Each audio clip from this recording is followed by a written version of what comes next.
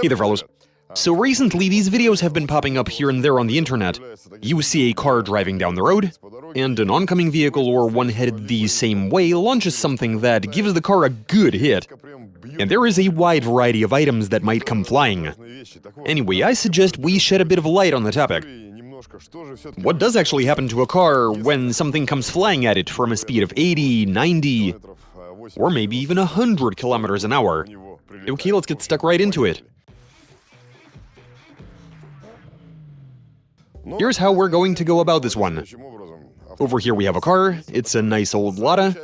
We'll leave it parked and we're going to take a second car, get it up to 100 kilometers an hour, and while sticking out through the sunroof of that moving vehicle, we're going to be launching all sorts of items at this one.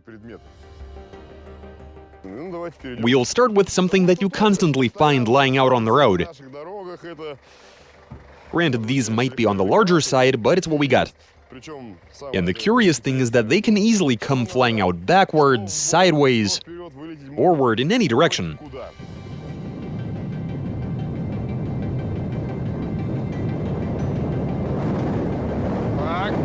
Here we go.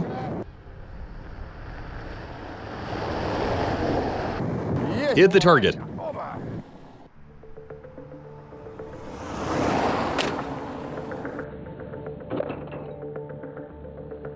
Oh my goodness, holy cow.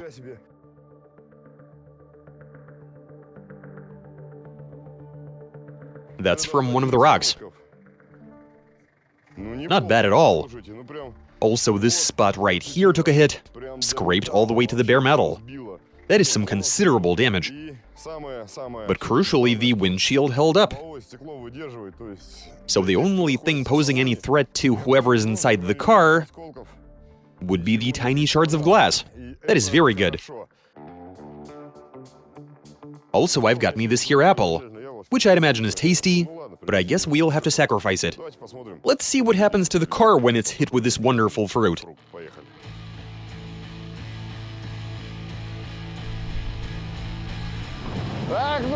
Loaded with vitamins.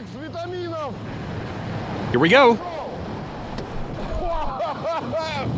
I got hit with bits of it.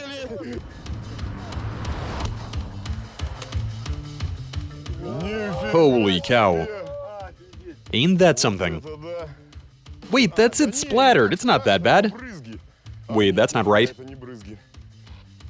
Oh my. I told you it hit the upper part. Yeah, you hit the lower area. Holy cow, dude.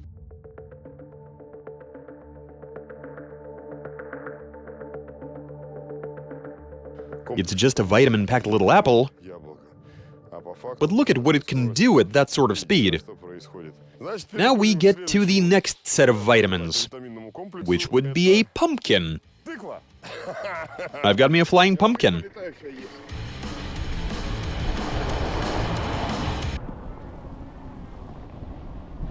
So the pumpkin did the right thing and missed the windshield. Now let's see what some cabbage can do. We are really moving.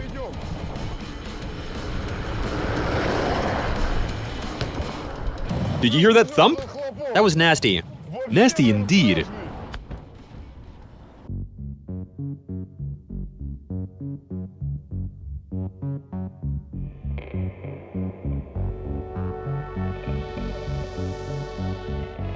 It's actually a good thing the pumpkin turned out to be so well behaved and just missed the car entirely.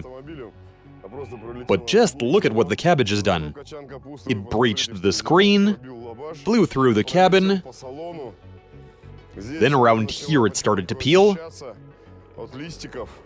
then it hit the rear glass, then they carefully vacated the car. The two of them together. Okay, let's put some glass back in and proceed to the next challenge. Let's do this. Let's see if the windshield can withstand impact from a watermelon. Let's go.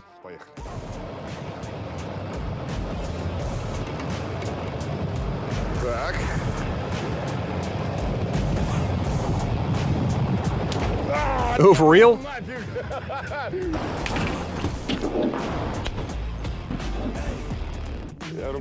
We're not eating any watermelon today, that's for sure.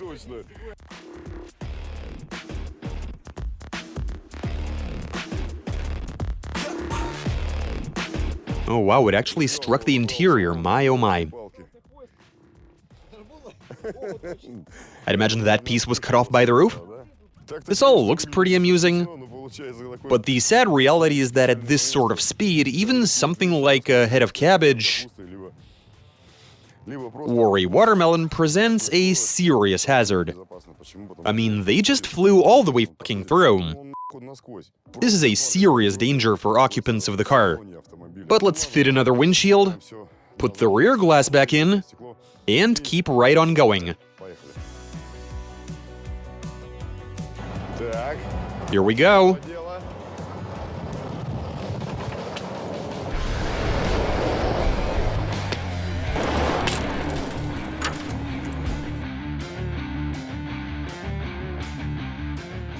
So look guys, we chucked a glass bottle at the car. Granted, it did hit something that's pretty hard. You got the metal, the rib, also this bit of trim, but look at this dent.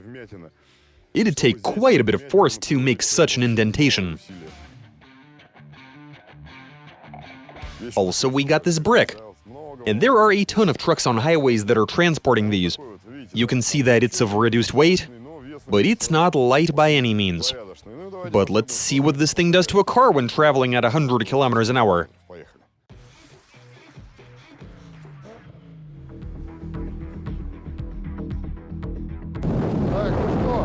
Rectangular projectile incoming.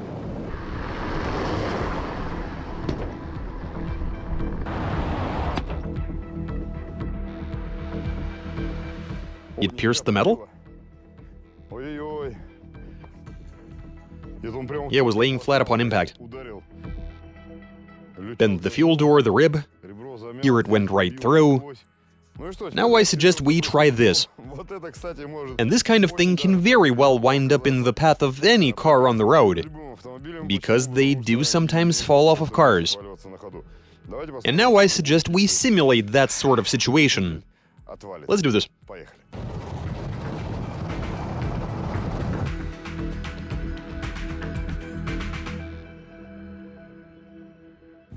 I don't even know what to tell you. That is some severe damage. It hit with this side, right?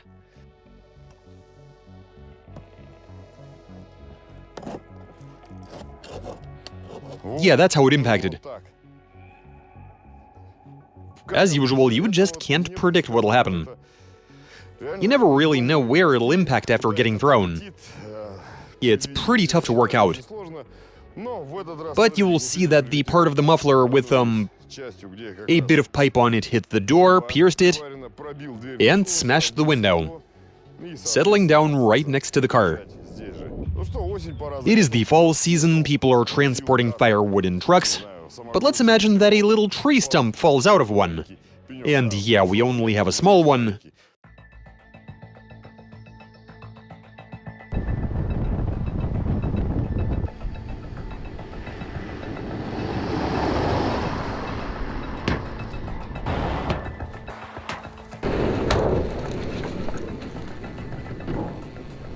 What do we got? Oh, holy cow. It's just a relatively light piece of wood. And once again, I've hit a spot where there's a lot of reinforcement. And just look at how the metal was deformed. It's as if somebody gave it a blow with a sledgehammer, like full force. Look at this massive dent. That displaced the entire C-pillar. Yeah, there's a good reason we have speed limits. At 100 kilometers an hour, you already have this sort of damage. But what if the speed is higher? 160, 180? Hard to even picture the aftermath. But what if, say, your car was standing there parked, somebody was mobbing, his wheel fell off, and said wheel impacts your car while it's parked? Mind you, this is a small wheel, it's only a 13. Okay, the bowling continues.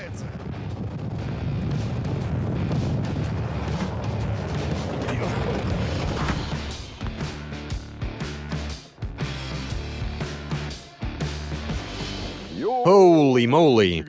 Like I said, everything sort of flies randomly. Everything is all bent up, the arch and all of that. It just collapsed and was pushed inside. And that was a mere 13-inch wheel. This is a 1-pood kettlebell that's 16 kilograms. And now it's going to hit the car at 100 kilometers an hour. Here we go. It took a really big hop at that speed.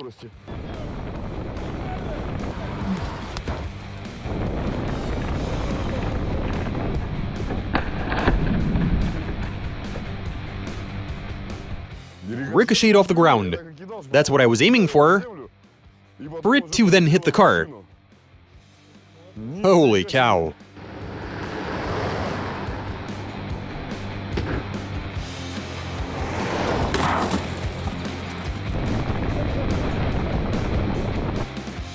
What, did it only damage the window frame again? Dagnabbit?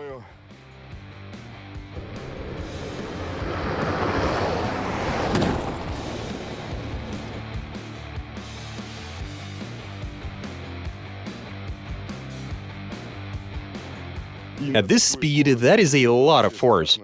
Look at the damage, that is scary.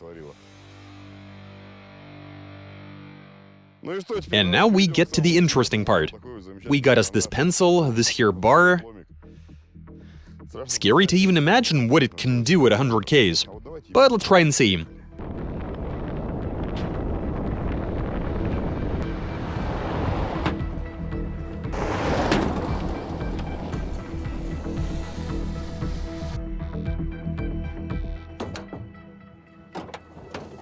Yeah, it was just shy of the gearbox.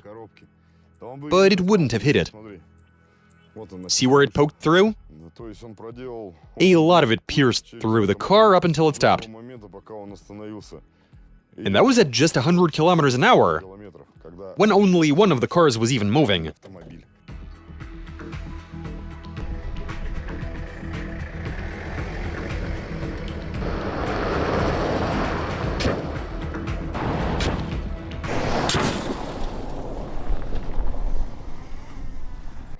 What's up? Why is it outside?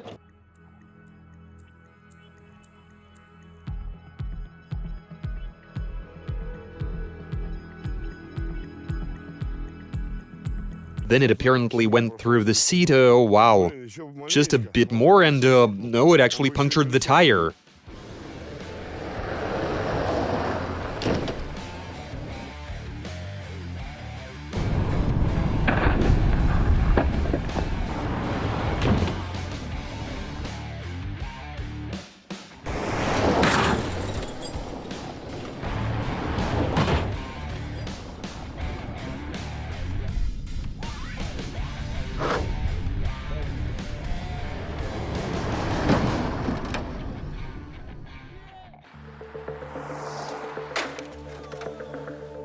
What's up?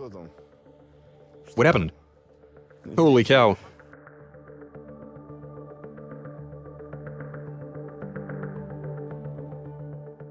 So here's the deal.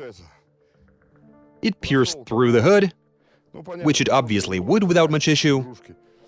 It hit the exhaust manifold, utterly destroying it. Ripped off the intake manifold, and then rebounded. This sort of chunk of metal, with it being secured at multiple points, displacing it would be difficult enough, let alone breaking it. That bar was carrying a lot of kinetic energy.